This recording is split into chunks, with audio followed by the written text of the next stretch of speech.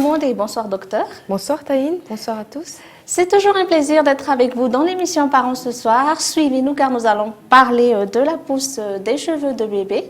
Oui, c'est vrai que lorsque vous voyez que les petits camarades de votre bébé arborent déjà une chevelure bien fournie, vous êtes inquiet surtout si le vôtre reste très peu chevelu, n'est-ce pas? Mais c'est vrai. Alors, docteur Sylvia, pourquoi certains bébés n'ont-ils pas de cheveux quand d'autres en ont beaucoup à leur âge? Vous savez que la densité des cheveux de l'enfant à la naissance est variable d'un enfant à l'autre. Donc, c'est une question d'hérédité. Et ce phénomène a très souvent une origine familiale. Vous pouvez demander à vos parents comment était votre chevelure quand vous étiez bébé. Vous pouvez demander à vos beaux-parents. Vous pouvez aussi regarder vos photos quand vous étiez petit. Comme ça, vous pourrez être rassuré. Mais ne soyez pas inquiets. Cela ne prédit toujours pas la qualité et la quantité de la chevelure de votre enfant quand il sera grand. Je vois, mais quand même, docteur, je voudrais demander pourquoi certains enfants sont très chevelus quand ils sortent du ventre de leur mère. Et certains enfants n'ont pas encore de cheveux du tout. Oui. Oui, parce que pour ces enfants, les cheveux ont déjà poussé dans le ventre de leur maman. Mais après la naissance, il y a une période où la pousse de cheveux ralentit. Donc, il va y avoir une forte chute de cheveux après.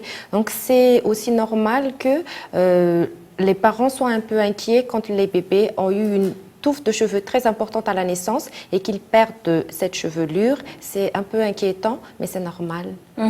Et le fait que bébé n'ait pas de cheveux cacherait-il aussi une carence en fer? Non, contrairement aux adultes, parce que quand nous les adultes, on perd les cheveux, surtout pour la femme enceinte et pour la femme allaitante ou la jeune maman, c'est un signe de carence en fer, mais ce n'est pas le cas pour les petits bébés. Mais cela pourrait arriver, mais c'est associé avec d'autres signes. Dans ce cas, vous pouvez toujours consulter votre pédiatre ou votre médecin de famille. D'accord. Et sinon, est-ce qu'il existe des astuces pour faire pousser plus vite les cheveux de bébé? Contrairement à nous les adultes, il n'y a pas de shampoing ni de lotion spéciale pour bébés qui vont aider leurs cheveux à pousser plus que la normale. Mais pour les mères quand même qui souhaitent accélérer la pousse des cheveux, il y a les huiles de coco ou les huiles d'olive en massage sur la tête de bébé permettent aussi d'accélérer juste un tout petit peu la pousse des cheveux. Mais il faut faire attention, c'est positif dans le cas où les cheveux de bébé sont secs, mais si les cheveux sont gras, cela pourrait limiter au contraire la pousse des cheveux. Je vois, si c'est le cas, le cuir chevelu ne respirerait pas correctement. Exactement, oui. Et sinon, à part cela, docteur, à quel âge bébé commence-t-il à perdre ses cheveux, c'est-à-dire son duvet de naissance? D'habitude, on observe des petites poils sur le visage des bébés, sur le corps de bébé, et cela disparaît jusqu'à l'âge de 6 mois. Donc, ça varie d'un enfant à un autre. Cela peut disparaître vers l'âge de 4 semaines ou vers 3 mois, mais c'est normal jusqu'à l'âge de 6 mois. Et à quel âge les cheveux repoussent à l'arrière de la tête de bébé, docteur? Souvent, chez les bébés de 3 ou 4 mois, on voit que c'est chauve derrière. Oui. C'est un phénomène normal. Mais quand le bébé commence à s'asseoir, quand il commence à marcher, les cheveux repousseront normalement et cela n'aura aucune conséquence sur la chevelure de votre enfant aussi. Et que faut-il penser des compléments alimentaires, l'utilisation du sèche-cheveux pour bébé? Est-ce que c'est recommandé? Les compléments alimentaires pour faire pousser les cheveux spécifiquement ne sont pas recommandés pour les nourrissons et pour les bébés. Il y a déjà une prescription de vitamine D par les médecins ou par le pédiatre, excusez-moi. C'est largement suffisant et une alimentation saine et équilibrée, une alimentation adaptée. Donc, le sein pour les enfants et les bébés de moins de 6 mois est largement suffisant pour une croissance normale de bébé. D'accord. Et pour terminer notre émission sur la pousse des cheveux de bébé, qui a été très intéressant, en tout cas pour moi, est-ce que vous auriez d'autres conseils? Oui. Après le bain, quand vous séchez les cheveux de bébé, n'utilisez pas un sèche-cheveux, juste une serviette en coton. Vous pouvez tamponner les cheveux parce que les cheveux sont encore très très fragiles, donc ça va sécher très très vite avec une serviette en coton en tamponnant. Cela pourrait être très agressif pour bébé si vous utilisez un sèche-cheveux. Et aussi pour la coupe de bébé, certains parents se plaignent que son bébé n'a pas une belle coupe. Il faudrait savoir que vous n'aurez pas une belle coupe avant au minimum 2 à 3 ans de votre enfant. Les premières coupes sont souvent faites pour rééquilibrer les volumes de cheveux de votre enfant. Donc ne soyez pas trop pressés. D'accord, oui, c'était bien de souligner cela parce que certains parents sont trop pressés pour arborer et puis pour tailler les cheveux de leurs enfants. Et je crois qu'on a fait le tour sur la pousse des cheveux chez les bébés. Ne nous quittez pas, on se retrouve après la pause.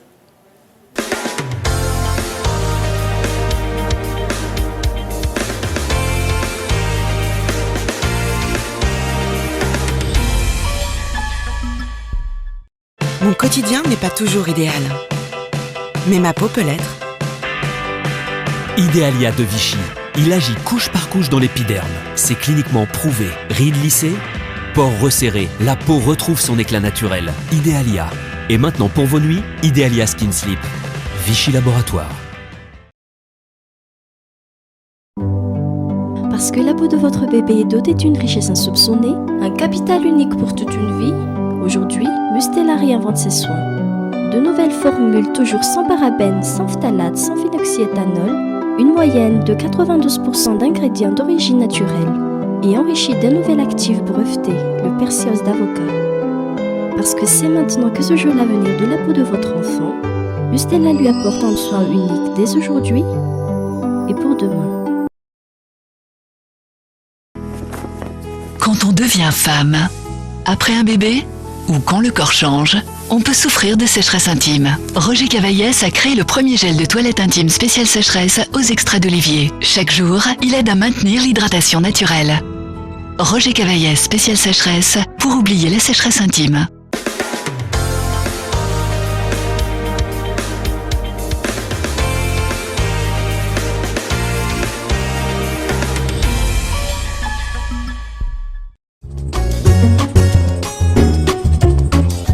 Alors, docteur, qu'est-ce que vous avez pour nous aujourd'hui? Notre coup de cœur aujourd'hui, c'est ce Hydra Bébé Corps, qui est une crème hydratante pour le corps de bébé du laboratoire Mustela. Et à ce que je vois, c'est une crème qui protège dès aujourd'hui pour que bébé puisse avoir une peau plus belle demain, n'est-ce pas? Oui, c'est le slogan du laboratoire Mustela, qui est un laboratoire dédié à l'enfant et aux futures mamans. Vous pouvez utiliser Hydra Bébé Corps après avoir fait le bain de votre enfant, bien séché, et bien hydrater le corps de votre enfant après, avec Hydra Bébé Corps. Donc, on pourrait l'utiliser dès la naissance de bébé? C'est à utiliser dès la naissance de bébé. C'est un produit qui est à 98% au minimum d'origine naturelle. Vous n'avez pas de crainte, c'est spécialement formulé pour les bébés. D'accord. Et où est-ce qu'on pourrait trouver Hydra Bébé de Mustela, docteur? Hydra Bébé de Mustela se trouve uniquement en pharmacie. Et comme vous pouvez le voir, c'est dans un grand flacon pompe de 300 ml. C'est aussi très économique et très facile à utiliser. D'accord. Et on vous remercie de nous avoir conseillé Hydra Bébé de Mustela. Et vous ne nous quittez pas, on se retrouve après.